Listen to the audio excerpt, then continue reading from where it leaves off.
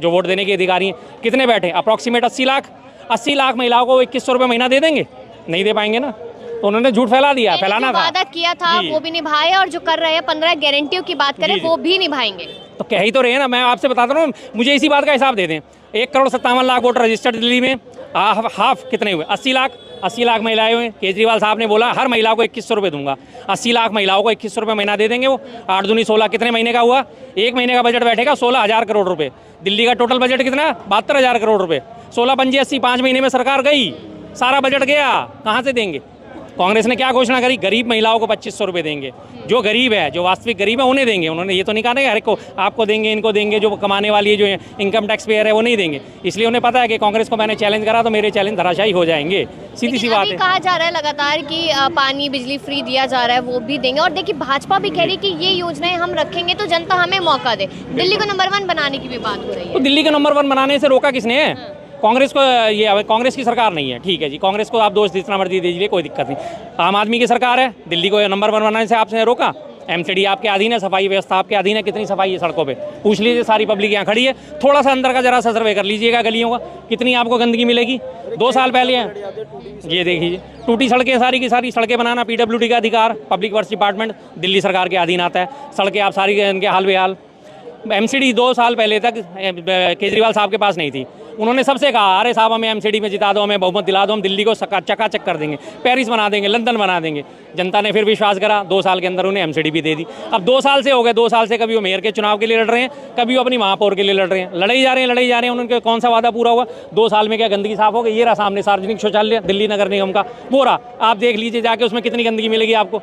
अभी ये गाड़ी हटेगी, इसके बाद जाके एक अंदर का उसका जरा सर्वे कर लीजिएगा। दिल्ली नगर निगम केंद्र सरकार के अधीन तो नहीं है, दिल्ली सरकार के अधीन है। फिर कहाँ इनके कौन से वादे पूरे हुए? देखिए मोदी जी रैली कर रहे हैं और रैली करके कहते हैं कि हर गरीब को मैं घर दूंगा, क्योंकि मेरे पास खुद का घर नहीं है, तो मैं दर्द समझ सकता हूँ। हाँ, बिल्कुल, हर गरीब को घर दूंगा। आप उन झुटलर की बातों पे अगर यकीन करते हैं तो कोई बात ही नहीं है। उनकी सबसे पहले उनकी निर्मला सीतारमण वित्त मंत्री पिछले लोकसभा सत्र में याद है आपको, एक दिन आई भाषण दिया, हमने 3 करोड़ लोगों को पक्के मकान दिए। तालियां बज गई, मेजे थपथपा के बड़ा स्वागत हो गया। अगले दिन मोदी जी आए, आते ही उन्होंने एक दिन में 1 करोड़ बढ़ा दिए, हमने 4 करोड़ लोगों को पक्के मकान दिए। और अभी शहरी विकास मंत्रालय की वो रिपोर्ट जारी हुई, उसमें मात्र पता है 88 लाख लोगों को मकान दिए गए हैं। सीधा 4 गुना बढ़ा के झूठ बोल दिया। काउंटर कौन करता है? मीडिया में रिपोर्ट छपी, अखबार में सिर्फ 4 लाइनों की कि राज्यसभा में लिखित में प्रश्न पूछा गया है, उसके जवाब में अभी तक जो आया सामने कि 88 लाख लोगों को मकान दिए गए हैं, पक्के लाख, और टोटल 1 करोड़ 18 लाख स्वीकृत हैं। लेकिन मोदी जी क्या कह रहे हैं? मैंने तो 4 करोड़ को दे दिया। पूछेगा कौन? मेन मीडिया मौन है।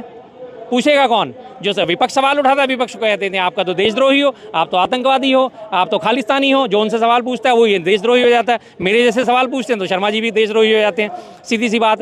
रिपोर्ट देखिए, लिखित में रिपोर्ट है राज्यसभा की, मात्र 88 लाख लोगों को मकान दिया गया, और वो दावा कर रहे हैं 4 करोड़ का। 4 गुना झूठ तो यहीं खुल के सामने आ गया। और बताइए क्या राहुल गांधी कह रहे हैं कि दलितों के लिए हमने अच्छा नहीं किया, खुद अपनी बातें यहाँ पर कहते नजर आए। लेकिन अब वही अरविंद केजरीवाल कहते हैं उनको तो हम बाहरी शिक्षा दिलाएंगे, यानी कि देश के बाहर भेज के उनको पढ़ाएंगे, उनका खर्चा हम उठाएंगे। तो जनता क्यों नहीं जाएगी? 10 साल में क्यों नहीं याद आई?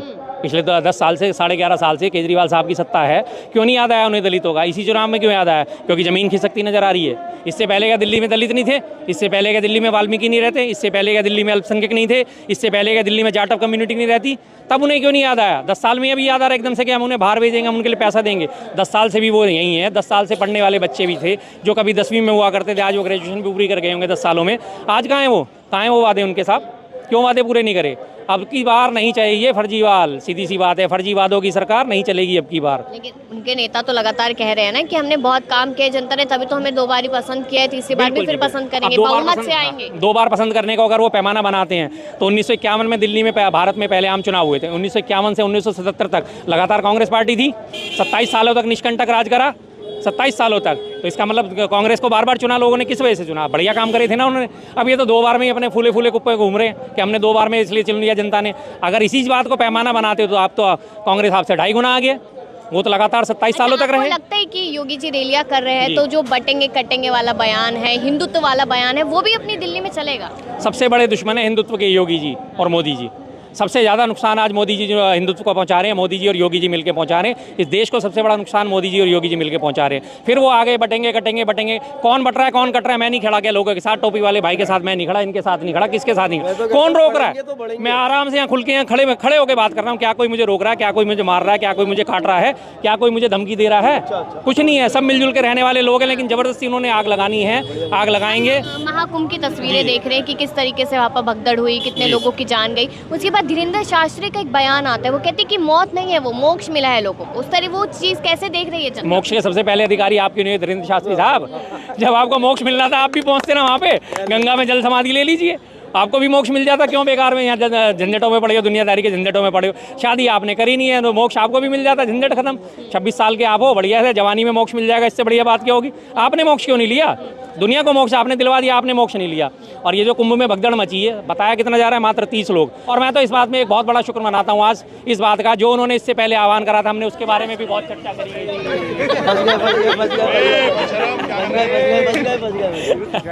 कोई बात नहीं, हाँ नहीं, वो किसने करा है? आशीर्वाद दिया है उन्होंने, हनुमान जी के हैं वो। उन्होंने मेरी बात सुनते ही फौरन कह दिया कि हाँ बागेश्वर धाम को जल समाधि ले लेनी चाहिए।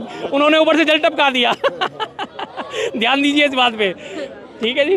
आपको नहीं लगता है कि हम जिस तरीके से तमाम बयानबाजी देख रहे हैं, यहाँ पे महाकुंभ वाला मुद्दा है और अब योगी जी का दिल्ली में आके बयान देना, तो ये सारी चीज़ें इफेक्ट कर सकती हैं? देखिए जी, महाकुंभ के लिए तो मैं सबसे बड़ी बात कहता हूँ कि भगवान का बहुत बड़ा शुक्र है, अल्लाह ताला का बहुत बड़ा शुक्र है, जो इन्होंने कुंभ से पहले आह्वान करा था कि मुसलमानों की एंट्री बैन कर दी जाए, मुसलमानों को एंट्री नहीं करने देंगे। बहुत अच्छा हुआ, मैं कह रहा हूँ ईश्वरियत करोती शोभनम करोती। अगर मुसलमान वहाँ पे कम्युनिटी मौजूद होती तो आज सारी भगदड़ की जिम्मेदार मुसलमान कम्युनिटी हो जाती, सारी मुसलमान कम्युनिटी से भगदड़ का जिम्मेदार ठहरा दिया जाता। इसीलिए कहते हैं ईश्वर जत करोती शोभनम करोती। ईश्वर ने जो करा अच्छा करा, अल्लाह ताला ने उनके मुख में जबान डाली कि हाँ मुसलमानों का बहिष्कार कर दो, उन्होंने कर दिया, लोगों ने मान लिया, अच्छी बात है। कम्युनिटी वहाँ नहीं पहुँची, आज वो कम्युनिटी अगर वहाँ मौजूद होती तो इस भगदड़ का सारा जिम्मेदार उनको ठहरा दिया जाता। अच्छा है, आप लोग कलंक से बच गए, शुक्र मनाइए इस चीज़ का। बात के अगर धर्म को हटा के जी, धर्म को हटा के एक और ये यहाँ पे कहते हैं कि जो नहीं जाता है महाकुंभ में वो देशद्रोही कहलाएगा, ये भी उन्होंने कहा है। जी बिल्कुल, मैं भी आप गए या नहीं? बिल्कुल नहीं, मैं तो पक्का देशद्रोही हूँ जी इनकी नज़रों में तो। मेरी बात सीधी सी, मैं तो स्वामी रविदास पे यकीन करता हूँ। स्वामी रविदास जो थे उनकी एक ही वाणी थी, मन चंगा तो कटौती में गंगा। मेरा मन चंगा, मेरे लिए यही गंगा है, बात खत्म। और ये गंगा वाटर, मैं जहाँ जमुना पार में रहता हूँ वहाँ सोनिया विहार से प्लांट से पानी आता है, वो भी गंगा वाटर आता है। तो मैं तो रोज़ गंगा में नहाता हूँ, मुझे क्या जरूरत है कि वहीं जाके मैं नहाऊँ? और मेरा मन चंगा होगा, मैं गरीबों के लिए विद्वेष नहीं रखता, भूखे को मैं रोटी खिला देता हूँ अपनी सामर्थ्य अनुसार, इज्जत करता हूँ महिलाओं की, तो मेरे लिए तो मन चंगा है। तो मेरे लिए तो वैसी गंगा है, ऊपर वाला तो सब देख रहा है। गंगा में आए ना है, गंगा में जाता कौन है? जिनको अपने पाप धोने होते हैं, जिन्हें डर लगता है कि हमारे पाप ज़्यादा बढ़ गए, अब जाके गंगा में नहा लो, हमारे पाप कुछ कम हो जाएंगे। तो मुझे तो तमाम नेता गए, उस हिसाब से तो तमाम नेता भी गए। जी बिल्कुल, तमाम नेता भी गए। जी नेता तो जाते हैं, नेता तो सबकी बात, आप सभी जानते हैं कि नेता कैसे होते हैं। सीधी सी बात है, नेताओं के बारे में तो मैं बात करना ही नहीं चाहूँगा, क्योंकि मैं तो आम आदमी हूँ। हर नेता झूठे वादे करता ही करता है, इस बारे में किसी को हम सच्चा ठहरा नहीं सकते। कांग्रेस पे कैसे विश्वास करे दिल्ली की जनता? क्यों नहीं करा? 15 साल पिछले उठा के देख लीजिए, सिर्फ 15 साल पिछले उठा के देखिए। कभी आपको रोता हुए मिले? शीला दीक्षित जी ने कभी ये कहानी कही कि मुझे एलजी साहब काम नहीं करने देते, या मुझे केंद्र सरकार काम नहीं करने देती? 6 साल वाजपेयी साहब की भी गवर्नमेंट थी, 98 से 2004 तक, तब भी शीला दीक्षित जी की गवर्नमेंट यहाँ मौजूद थी। उसके बावजूद भी यहाँ काम में किसी को नहीं रोका। सवाल कर रहा था शर्मा जी, जैसे ये धर्म जाति इसको हटके कोई अलग से वोट नहीं मांग सकते, कोई भी पार्टी का हो। अब ये तो हमारे देश के लिए बहुत बड़ी विडम्बना है। एक तरीके से देखा जाए तो घर में फूट डली है। ठीक है, अभी घर में फूट डली है ना। हाँ। एक नारा याद करो, जात पे ना पात पे वोट लगेगी। बस अच्छा, इस है याद या नहीं है? नहीं, वो सब बता दीजिए, एक बात बता दीजिए मुझे, आज तक कांग्रेस के इतिहास में कभी उसने धर्म के नाम पे वोट मांगे हो, शहीदों के नाम पे वोट मांगे हो, मंदिरों के नाम पे वोट मांगे हो, सैनिकों के नाम पे वोट मांगे हो? पूरी कांग्रेस का इतिहास भरा पड़ा है। इंदिरा गांधी जी शहादत दी, राजीव गांधी जी ने शहादत दी थी, लेकिन आज तक कभी प्रियंका गांधी जी के भाषण में, राहुल गांधी जी के भाषण में कभी उनको याद करा गया इस मामले के लिए कि उन्होंने देश के लिए शहादत दी थी, तो इसलिए वजह से आप हमें वोट दीजिए? वो उनकी शहादत जरूर याद कराते हैं, लेकिन ये कभी नहीं कहते कि मुझे वोट कर रही हूँ केजरीवाल की सरकार, और केजरीवाल खुद लगातार ये कह रहे हैं कि कांग्रेस हो या फिर बीजेपी हो, हमारी कॉपी कर रही, कॉपी कैट हो चुकी है पूरी तरीके से। अच्छा। केजरीवाल साहब से 2-4 सवाल मैं अभी पूछना चाहूँगा, कभी मेरा आमना सामना उनसे अगर हो गया तो ये सारी योजनाएं जो उन्होंने दिल्ली में चालू करी, आज वो आपने फ्लाईओवर का जो उद्घाटन करा, आतिशी जी ने पूरे 10 साल में एक फ्लाईओवर का उद्घाटन करा, ये किसकी कॉपी है साहब? स्कूलों का कायाकल्प करने की कॉपी, ये किसकी कॉपी थी? जब स्कूलों के एमसीडी स्कूलों की स्थापना, दिल्ली सरकार के स्कूलों की स्थापना जो हमारे कांग्रेस शासनकाल में हुई थी, उनको आपने रंग रोगन करके अगर ये कर दिया, उन्हें बढ़िया बना के आज आप कॉलर खड़े कर रहे हैं, तो ये किसकी कॉपी है? कौन सा काम आपने दिल्ली में नया करा है? पानी के बिल कभी आपके आते थे?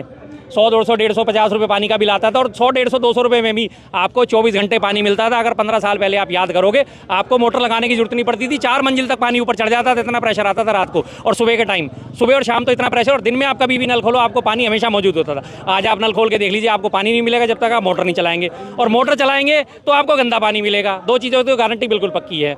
आप इसीलिए मैं बात कहता हूँ ना कि कांग्रेस की वो क्या कॉपी करेंगे? अरे कांग्रेस ने दुनिया को कॉपी कर दी। कांग्रेस टूट के कितनी पार्टियां बनी आज, हिसाब लगाइए। टीएमसी और ये तमाम कितनी सारी पार्टियां कांग्रेस से टूट के अलग हुई, लेकिन कांग्रेस वहीं की वहीं थी, वहीं की वहीं है, कोई दिक्कत नहीं होती कांग्रेस को। भाई झूठ और सच का ये है, जैसे ईडी ने 5000 मुकदमे करे, उसमें से 41 ही सही निकले, जिसपे लोगों को सजा हुई। ये क्या चक्कर है?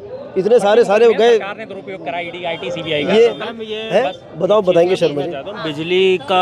बिजली के बारे में भी कह दीजिए कि आम आदमी पार्टी ने काम नहीं करा, जबकि जीरो बिल्स आए और लोगों को बहुत सहूलियत मिली है। मैं बता देता हूँ, तो मुझे थोड़ा सा कांग्रेस का क्या व्यू है इस बारे में, ये भी थोड़ा सा एक्सप्लेन कर दीजिए। आज जो 24 घंटे बिजली का आप मजा ले रहे हो, इसका दिन पता है आपको कहाँ से शुरू हुई थी? शीला दीक्षित जी ने दिल्ली का बिजली का डिस्ट्रीब्यूशन प्राइवेटाइजेशन करा था। तब भी विरोधी पार्टियों ने बड़ी आवाज़ें उठाई थी, अरे डेसू बेच दिया, डेसू के ट्रांसफार्मर बेच दिए, डेसू की सारी एसेट्स बेच दी, डेसू के वो बेच दिए, सब कुछ। इंजीनियरों ने उन्होंने सबने हड़ताल भी करी थी डेसू में कि हमारे को प्राइवेटाइजेशन क्यों करा जा रहा है। जब उन्होंने रेगुलाइज करके इसको प्राइवेटाइजेशन करा डिस्ट्रीब्यूशन का, जिसकी वजह से आज आपको ये तार मिलते हैं जिन पे कटिया नहीं डाल सकते आप। बिजली तब भी मौजूद थी लेकिन कटिया डालते थे। शीला दीक्षित ने उसके बावजूद इन सब चीज़ों को बदला, तब जाके 24 घंटे बिजली आज आपको मौजूद होती है। और रही बात फ्री की, तो फ्री का सीधी सी बात ये है, मेरा कमर्शियल है, मेरे पास 2 किलोवाट का सैंक्शन है लोड, 2 किलोवाट में मुझे 500 रुपये महीना देना ही देना है। उस 500 रुपये के पास पे पीपीसी सरचार्ज लगा के मुझे वो बिल बनता है 700 रुपये। उस 700 रुपये के बाद उस पर एक और चार्जेस लग के वो कम से कम 850 रुपये बिल मेरा आता है। उसके बाद अगर मैं 1 यूनिट भी खर्च करता हूँ तब जाके मेरी वो एक्चुअल शुरू होती है। 1 यूनिट पे पिछले महीने का मेरा बिल जो है 880 रुपये आया। यूनिट पता है कितनी खर्ची हुई है टोटल मेरी शॉप में? मात्र 6 यूनिट। उस 6 यूनिट में मैंने 880 रुपये का